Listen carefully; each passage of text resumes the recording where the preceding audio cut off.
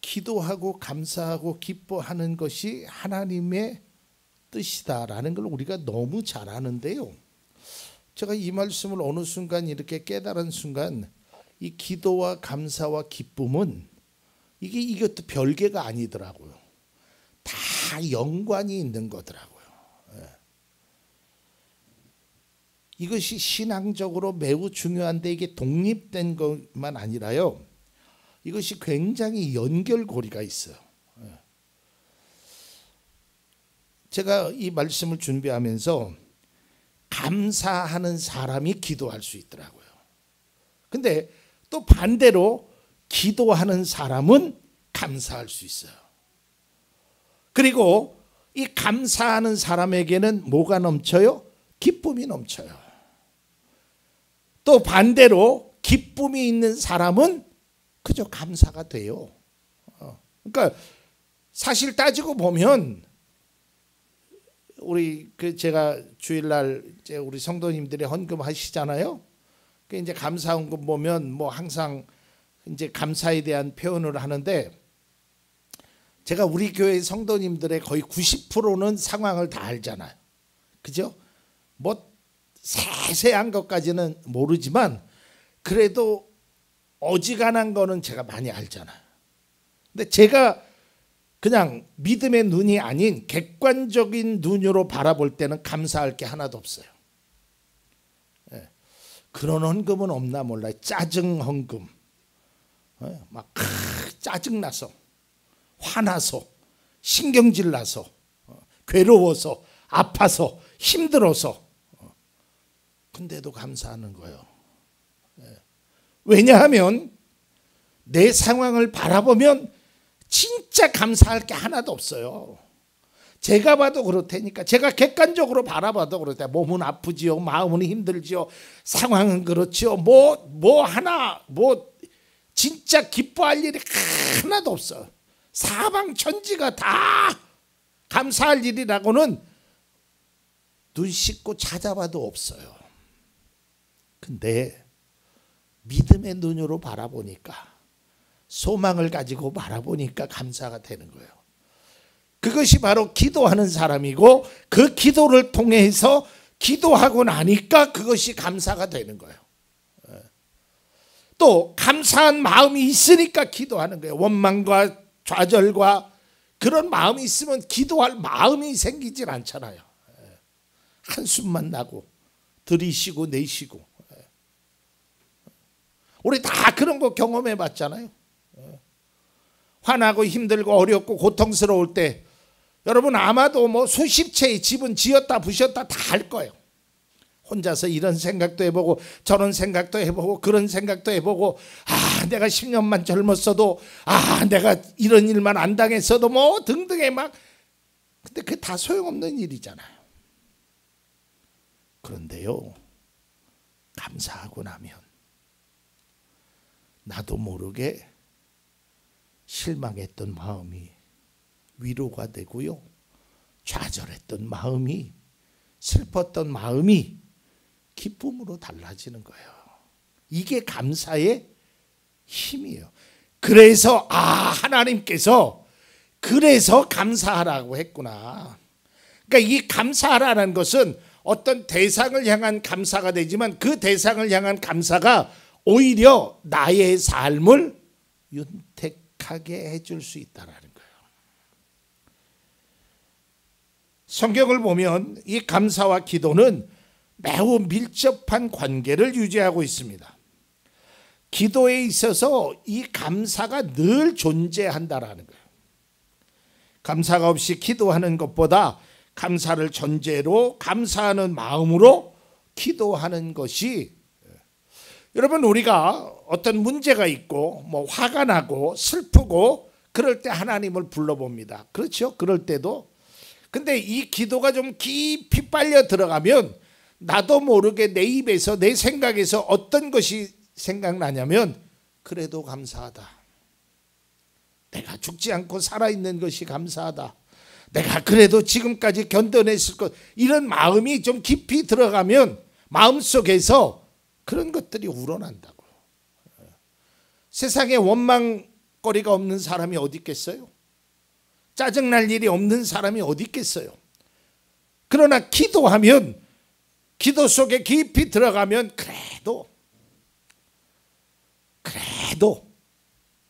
힘들어도 어려워도 감사하게 된. 그래서 사도 바울은 빌립보서 4장 6절에 이렇게 말씀합니다. 아무것도 염려하지 말고 모든 일을 오직 기도와 간구로 하고 여러분이 바라는 것을 감사하는 마음으로 하나님께 아뢰십시오. 뭐 하는 마음으로? 감사하는 마음으로. 또 골로새서 4장 2절에 보면 기도에 힘을 쓰십시오. 감사하는 마음으로 기도하면서 깨어 있으십시오. 그래도 감사. 여러분, 넓은 들판에 예수님께서 늦은 저녁에 많은 사람들이 예수님의 말씀을 듣기 위해서 찾아왔었죠. 그런데 때는 저녁이 되었죠. 먹을 것이 하나도 없어요. 그러니까 예수님께서 야, 너희들이 먹을 것을 주라 그랬어요. 근데 그 먹을 것을 주라 그랬을 때 뭐 줄 수 있는 게 뭐가 있어요? 근데 어린아이가 갖고 왔던 빵 5개와 물고기 2마리를 넣고 예수님이 이렇게 기도하십니다. 마태복음 15장 36절입니다. 이거는 칠병이어에게 빵 7개입니다. 빵 7개와 물고기를 들어서 감사 기도를 드리신 후에 떼어서 제자들에게 주시니 제자들이 무리에게 나누어 주었다. 여러분, 상황을 바라보면 이게 감사할 수 있는 상황이냐고요. 수천 명이 있는데 고작 그거 가지고 있는데 뭘 감사해? 아니, 내가 해결해야 될 일이 예를 들어서 500만 원이 필요하다고 생각해 봐요. 500만 원이 돈이. 근데 나에게 지금 달랑 갖고 있는 건 돈 5천 원밖에 없어. 그러면 500만 원을 해결해야 되는데 누군가 나에게 5천 원을 줬든지 어쨌든 내 주머니에 5천 원이 있다 그러면 그게 무슨 소용이 있냐 이 말이에요. 그런데도 그 5천 원에 있음을 감사하는 거예요. 그 작은 것에 이 상황을 반전시킬 수 있는 아무것도 아님에도 불구하고 이 감사는 상황을 반전시키는 놀라운 역사가 일어난단 말이에요. 그래서 작은 것에도 어떤 상황 속에서도 그리스도인은 이 감사라는 것을 잊지 말아야 돼요.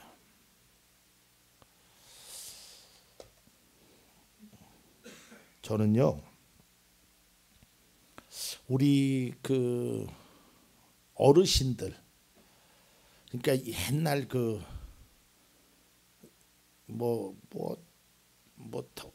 지금 90세 100세 하여간 옛날 분들이 참 지혜로웠던 것 같아요. 예.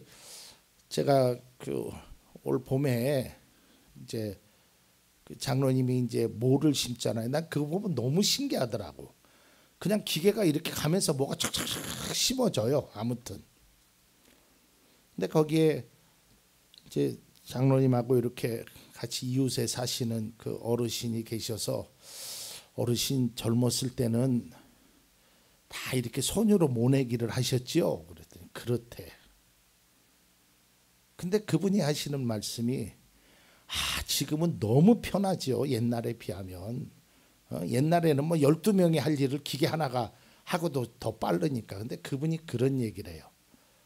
그래도요, 옛날 그때가 좋았어요. 그 모를 심으면서 옛날 어르신들 보면 여러분 봐서 알지만 아주 흥겹게 심잖아. 그리고 노래를 부르잖아.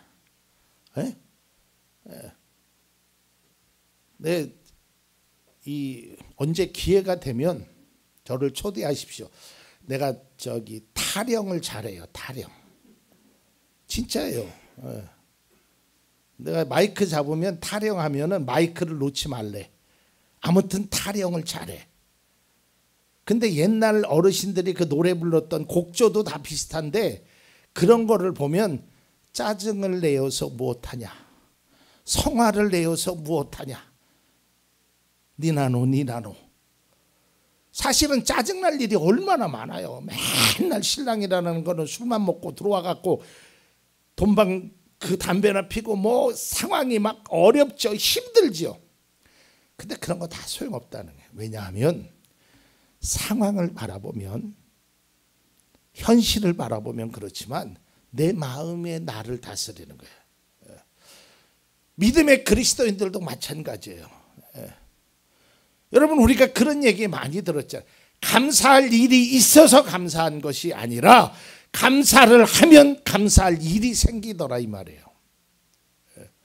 이건 뭐 감사를 해서 뭐 물질을 하나님 앞에 드리고 그런 차원의 얘기가 아니에요. 우리의 마음의 감사예요. 마음의 감사. 여러분, 가장 귀한 감사가 뭐예요? 내가 나를 향한 감사해야 돼요.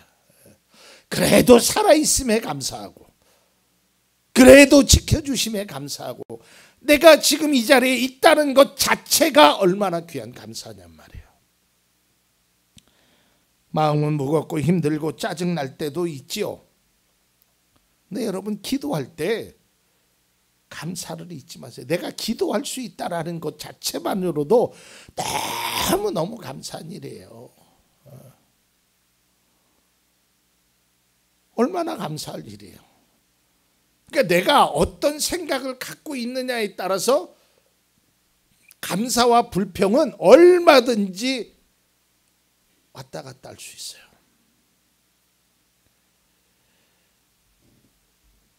여러분, 기도도 마찬가지예요. 기도라는 말의 헬라어를 보면 이런 뜻이 있습니다. 하나님을 바라본다. 하나님께 향한다. 하나님께 시선을 고정한다. 하나님을 바라보는 거예요. 내 앞에 놓여 있는 문제를 바라보는 것이 아니라, 상황을 바라보는 것이 아니라, 눈을 들어 산을 너희의 도움이 어디서 올까? 하나님을 바라보는 거예요. 하나님. 그래서 우리는 그 하나님의 소망을 가지고 하나님을 바라보며 나아가야 되는 거예요. 내 앞에 놓인 현실의 문제를 바라보는 것이 아니고, 나의 형편이나 나의 능력을 바라보는 것이 아니라 하나님을 바라보면서 기도하고, 그 하나님을 바라보면서 기도하니까 감사가 있고, 감사한 마음으로 있으니까 기도하게 되는 거예요. 여러분, 우리가 잘 아는 대로 다니엘 기도 우리가 잘 알죠? 다니엘이 어떤 상황 속에서 기도했나요? 죽음의 위기 앞에서 기도했어요. 잘못하다간 죽어요. 금신상에 절하지 않으면 죽어요. 그 당시에는요, 지금처럼 민주주의가 아니에요. 야, 쟤 죽여. 그러면 죽는 세상이에요. 그 상황 속에서 그가 어떻게 기도했죠? 다니엘 6장 10절을 보겠습니다. 다니엘은 왕이 금령 문서에 도장을 찍은 것을 알고서 자기의 집으로 돌아가서 다락방으로 올라갔다. 그 다락방은 예루살렘 쪽으로 창문이 나 있었다. 그는 늘 하듯이 하루에 3번씩 그의 하나님께 무릎 꿇고 감사하며 기도하며 감사를 드렸다. 죽음의 상황 속에서도 기도하며 감사드렸다는 거예요. 죽음의 위기 앞에서도 기도하잖아요. 그것도 감사한 마음으로. 기도할 때 여러분 꼭 잊지 마세요. 상황은 어려워요. 막 눈에서는 눈물이 나요. 속에서는 막 열불이 나요. 그래도요, 여러분 살아있음에 감사하세요. 그래도 기도할 수 있음에 감사해야 된다는 거예요. 감사로 기도를 시작하고 기도의 내용에서도 감사가 빠지지 않습니다. 이 기도는 하나님께 역사하실 수밖에 없게 만드는 기도의 힘이 되는 거예요. 감사의 기도에는 놀라운 은혜가 있습니다. 여러분, 이 감사와 기도, 다음 시간에 기쁨에 관해서 말씀드리는데, 이것은 그냥 따로따로 떨어져 있는 것이 아니에요. 이걸 함으로 저걸 할 수 있고요, 저걸 함으로 이걸 할 수 있고요. 더 큰 하나님의 사랑과 은혜가 감사와 기도와 기쁨 속에 넘쳐나는 거예요. 그래서 하나님이 감사하라고 하는 거예요. 하나님이 뭘 달라고 하는 게 아니에요. 빼앗기 위함이 아니라니까요. 제가 늘 그런 얘기 하잖아요. 어린 손주에게 할아버지가 사탕을 달라 그래요. 그 아이가 먹고 싶은 것을 빼앗아 먹기 위해서 사탕을 달라고 하는 게 아니에요. 그 아이에게 더 많은 것을 주기 위해서. 하나님이 우리에게 감사하고 하나님이 우리에게 기쁨으로 살아가라는 것이 우리를 괴롭히거나 우리를 힘들거나 우리의 상황을 알지 못해서 하나님 나 지금 감사할 때가 아니에요. 하나님 내가 지금 감사할 기분이 아니에요. 하나님 앞에서 이렇게 하지 마세요. 감사는 기분으로 하는 것도 아니고요. 마음으로 하는 것도 아니고요. 항상 감사하는 거예요. 누구에게? 하나님 앞에. 그래도요. 짜증내는 것보다 감사하는 것이 더 행복합니다.